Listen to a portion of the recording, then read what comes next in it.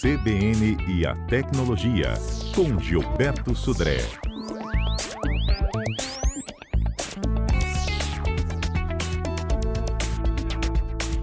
Bom dia, Gilberto. Bom dia, Fernanda. Bom dia, ouvintes da CBN. Gilberto, missão dada é missão cumprida, né? Os nossos ouvintes aqui estavam pedindo ajuda e até o nosso entrevistado de ontem pediu sua ajuda também para sugestão de aplicativos em que a gente consegue monitorar o que os nossos filhos fazem na internet.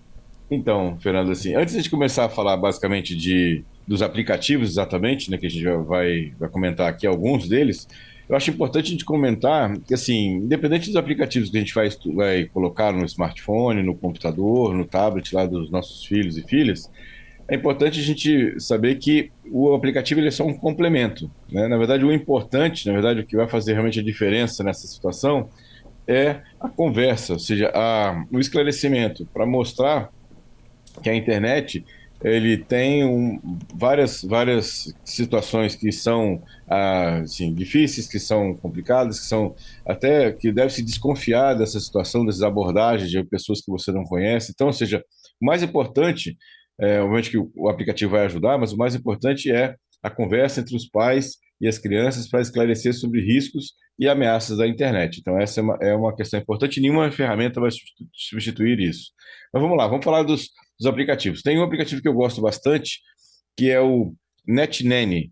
NetNanny é um aplicativo que tem, inclusive ele vem ao longo do tempo, ele é um aplicativo bem antigo, já bem maduro, que ele tem uma série de recursos de monitoramento, a parte de bloqueio, a parte de filtragem, tanto para computadores, como smartphones, como tablets também. Então, ele é um aplicativo bem completo, né? Inclusive, o pai pode decidir lá que aplicativos podem ser executados, que aplicativos podem ser instalados, né? Ou seja, pai, a mãe responsável pode chegar e falar assim, olha, a internet só vai funcionar nesse período do dia, durante a semana, e no final de semana, um outro período diferente. Então, quem quiser dar uma olhada, o site é N-E-T, Nanny, N-A-N-N-Y.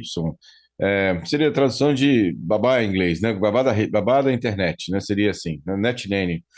Então, é um aplicativo bem interessante para isso. Ele é pago, tem uma licença anual para até 5 dispositivos. Temos opções gratuitas também, né? Por exemplo, o Google Family Link.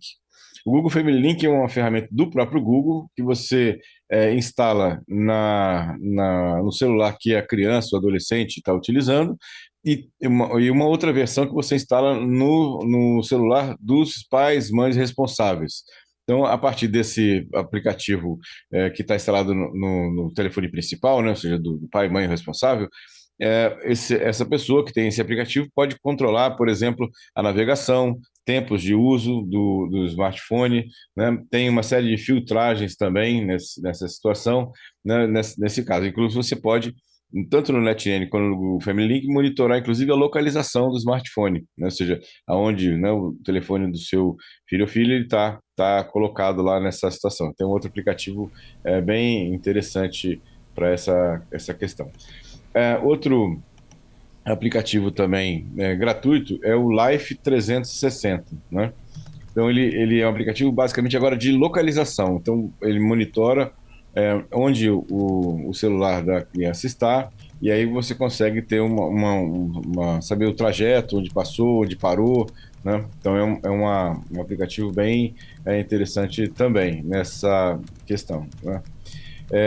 E no caso também desses aplicativos, temos o controle parental Screen Time, que também é um aplicativo que faz esse monitoramento de tempos de uso de sites, redes sociais, conteúdos, né, que a criança ela acessa, né, para isso. Então, ou seja, essa assim, eu dei exemplo de 4 aplicativos aqui que podem ser utilizados para o acompanhamento, né, e também monitoramento e também a filtragem do que essa criança e adolescente pode estar utilizando.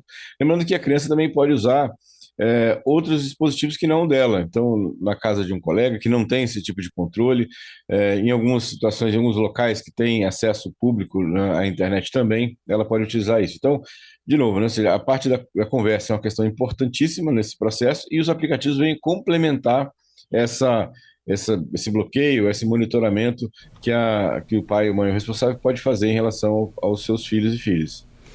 Ô Gilberto, eu tenho uma dúvida que é a mesma da nossa ouvinte de ontem. A gente instala em ambos os celulares, por exemplo, no meu e da minha filha, no meu e dos meus todos filhos? No caso do Google Family Link, sim. Você instala, tem uma aplicação que instala no celular do pai, o responsável, o pai e mãe o responsável, e tem uma outra aplicação que você instala no celular da criança ou do adolescente, né, para isso. E ele tem uma ligação entre os dois aplicativos, e aí você consegue gerenciar remotamente a situação do celular. No caso do NetNN, é um aplicativo que você instala no telefone da criança ou adolescente, e aí mediante uma senha, que só você sabe, você faz os bloqueios, define os bloqueios que você quer, tanto no computador quanto no smartphone. Então, com isso você consegue definir o que pode e não pode ser feito naquele telefone. Qual que espelha? Espelhamento de telefone, você tem algumas situações. Aí pode colocar, por exemplo, o TeamViewer, o Anydesk, que são aplicativos que você consegue ver o que está acontecendo no celular, né, nesse caso. Então, o TeamViewer tem uma versão gratuita e o Anydesk é completamente gratuito, que você pode instalar no smartphone, né, e também, aí você instala no smartphone e também no telefone do pai e mãe o responsável para olhar, né, o que está acontecendo em relação a isso. Nos dois casos, né, tanto no TeamViewer quanto no Anydesk, a criança vai saber, né, vai saber que você está olhando, porque quando você ativa, né, o espelhamento, né, no seu aparelho para ver o que está acontecendo na tela do smartphone da criança e adolescente, essa informação fica registrada lá, né, para a criança, dizendo que, olha, tem alguém olhando, né, o ambiente em relação a essa questão, entendeu? Então ele é avisado. Ele é avisado, exatamente, né? Porque, assim, tem outros aplicativos que são aplicativos espião, né, nesse caso, que aí você olharia de forma,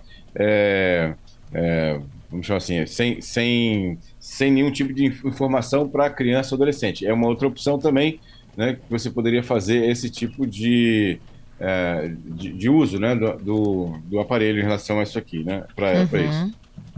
Entendido. Uhum. Você testou? Você usa algum?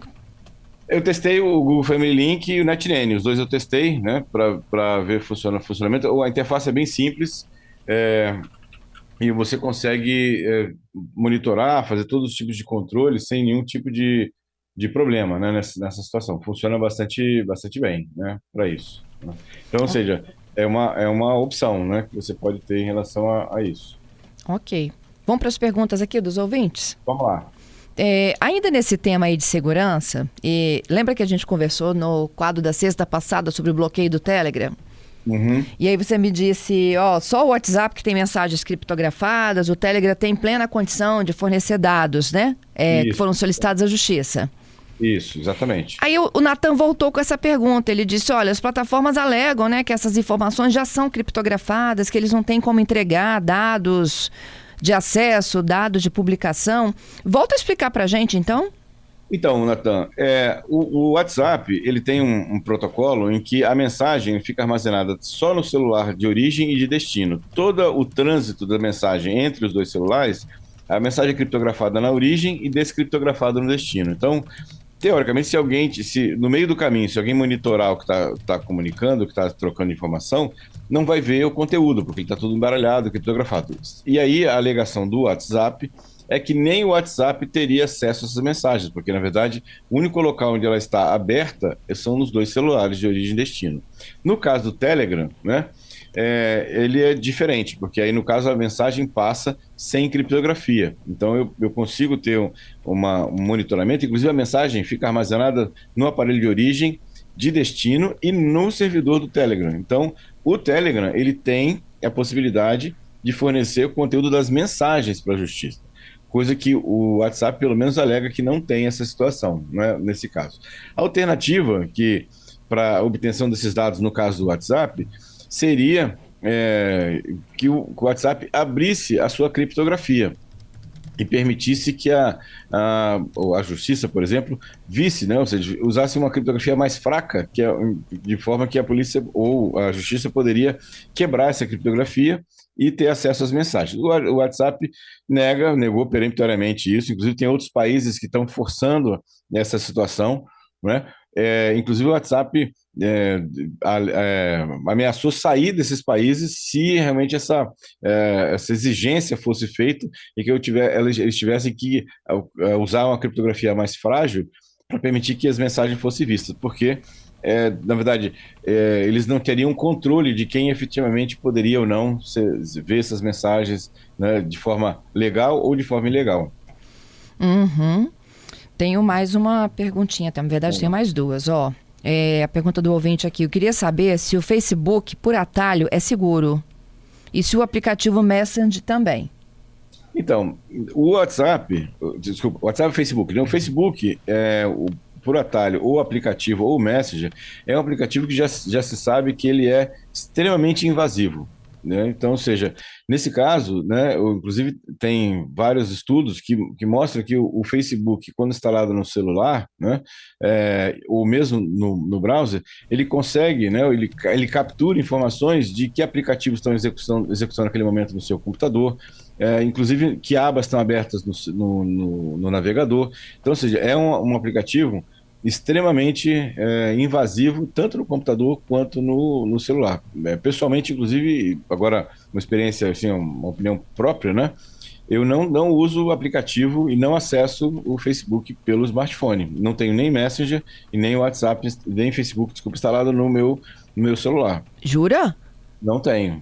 Eu não uso o Facebook no meu celular, nem Messenger. Eu uso, em algumas situações, no computador e um navegador à parte, né? Ou seja, não no navegador onde estão as minhas abas, que tem meu acesso ao e-mail e tudo mais, não fica nesse local. Quando eu preciso de usar o Facebook, que eu uso, sinceramente, bastante pouco hoje em dia, né? Ou seja, muita gente tem saído do Facebook também, eu tenho... Assim, não tenho uma presença muito constante no Facebook, nesse caso. E aí uso raramente em outro navegador fora daqui. No celular não tenho, realmente não tenho isso. Entendido. Vamos pro Viralizou? Vamos lá. Viralizou. Vamos lá, Fernando. Vamos começar falando aqui, né, de uma notícia que deve preocupar muitas empresas, viu? A NPD, a Autoridade Nacional de Proteção de Dados, publicou nessa terça-feira agora passada uma consulta pública que faz uma série de comunicações ou de definições sobre o que deve ser feito em relação ao incidente de segurança de dados pessoais. E uma coisa que chamou a atenção dos especialistas nessa comunicação é que a NPD diz nessa resolução que qualquer tipo de vazamento de informação ou incidente de segurança com dados pessoais deve ser comunicado publicamente em até 3 dias. Então, veja, a empresa ela não pode mais, né, segundo essa resolução da NPD, simplesmente falar que não sabia ou que fazer de conta que não foi com ela aquele vazamento. Ou seja, ela é obrigada, em até 3 dias depois que tomou ciência que houve um vazamento de dados, a vir a público, reconhecer que houve vazamento e, principalmente, informar para os titulares de dados que dados foram vazados, que informações e qual foi o alcance daquele vazamento. Então, é uma coisa que deve preocupar muitas empresas daqui para frente, né, para isso. Outra notícia também que me chamou a atenção, uma imagem gerada por inteligência artificial venceu um concurso de fotografia e deu o maior debate, viu? Porque um fotógrafo usou uma software de inteligência artificial para fazer uma fotografia e inscreveu essa fotografia num concurso de fotografia e ele ganhou esse concurso. Obviamente que ele abriu mão do prêmio, ele não quis, ele fez basicamente para criar, né, a polêmica e mostrar que como é que isso hoje em dia tem o desenvolvimento de inteligência artificial para isso. E gerou uma grande polêmica, né, de que pode, não pode, né, para quem que é o crédito? Quem criou a imagem, que foi a inteligência artificial, quem submeteu os comandos para a inteligência artificial para que ela fizesse a imagem. Então é uma discussão que vai se arrastar por bastante tempo, viu, daqui para frente. E uma última notícia é que a portabilidade numérica, agora você mudar, né, de uma operadora para outra via solicitação de portabilidade, vai agora adotar uma confirmação por SMS. Isso para evitar que os golpistas façam isso, né? Ou seja, vai lá e solicita a mudança, por exemplo, para uma outra operadora para clonar a sua linha de telefone. Então, também por uma questão de segurança, a Anatel publicou que vai ser obrigatório a confirmação por SMS quando da troca de operadora. É isso aí, são alguns dos destaques, né? Ô, Gilberto, aqui, só para finalizar, tem uma perguntinha aqui de um ouvinte, que ela fala do controle parental no próprio computador ou smartphone, iOS e Android. Você consegue controlar lá mesmo, né, algumas coisas? Algumas coisas sim. O problema é que esses relatórios, né, a criança tem acesso também, né? Então, ou seja, você obviamente vai ver o que está acontecendo, mas o que aconteceu, né, os acessos que foram feitos, as aplicações que foram utilizadas, os sites que foram acessados, mas você não vai ter o controle de bloqueio, né, para isso, né, nessa questão. E quando tem esse tipo de bloqueio, você pode se desfazer esse bloqueio de forma muito fácil. Nesses aplicativos que eu citei, não, ele tem uma senha de conhecimento só do pai e mãe o responsável, e só mediante essa senha que eu consigo alterar os filtros e bloqueios. É isso. Muito obrigada, viu, Gilberto? E até a próxima semana, hein? Obrigado, Fernando. Obrigado aos ouvintes pelas participações. Um excelente final de semana para todos. E quarta-feira que vem estamos de volta com mais tecnologia.